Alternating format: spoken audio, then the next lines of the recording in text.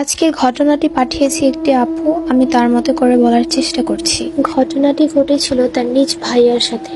তো যাই হোক, গল্প শুরু করি। সালটা হবে তখন 2013 কিংবা 14। আমার বড় ভাইয়ের বয়স তখন 18 কিংবা 19 বছর। আমাদের ঘরের সামনে একটা মসজিদ আছে, অ্যান্ড মসজিদের সামনেই একটি বড় পুকুর। মসজিদটি অনেক আগের, ভাঙাচোরা ছিল। 2013-তে আবার মসজিদটি নতুন করে নির্মাণের কাজ শুরু করা হয়। তখন প্রায় কাজ শেষের দিকে।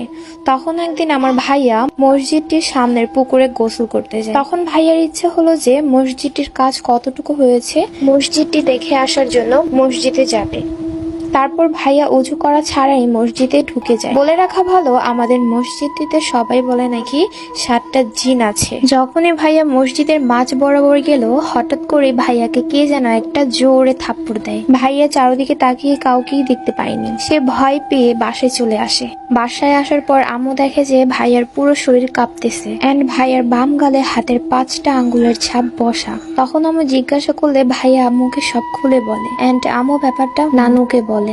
তখন নানু বলে যে এটা হয়তো জিনের কাজ, অজু করা ছাড়া ওখানে গিয়েছে, তার জন্য হয়তোবা তাকে সতর্ক করে দিয়েছে। ব্যাপারটা এখানে শেষ হলে হয়তোবা ভালো হতো, কিন্তু ব্যাপারটা এইখানে শেষ নয়। তার কিছুদিন পর ভাইয়া রাতে ঘুমের মধ্যে একটা স্বপ্ন দেখে। স্বপ্নের মধ্যে দেখে সে আমাদের মসজিদের সামনে 7টা হুজুর এবং ভাইয়া সেই হুজুরের সাথে কোলাকুলি করতেছিল। তখন একটা হুজুর ভাইয়াকে বলে, তোকে আগে কিছু বলিনি, শুধু একটা থাপ্পড় দিয়েছিলাম, আর কিছু করলে তোর খবর আছে।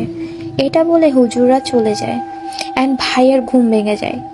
তখন এই স্বপ্নের কথা নানুকে বললে নানু জানান যে ভাইয়ের সাথে নাকি একটা ভালো জিন আছে। তিনি চান ভাইয়া সৎ পথে চলুক, তাই এমন করতেছে। পরে আমরা আম্মুর থেকে জানতে পারি, ভাইয়া যখন আম্মুর পেটে ছিল তখন একদিন রাত প্রায় 12টার পর আম্মু আব্বু কোথা থেকে যেন মসজিদের সামনে দিয়ে বাসায় আসতেছিল।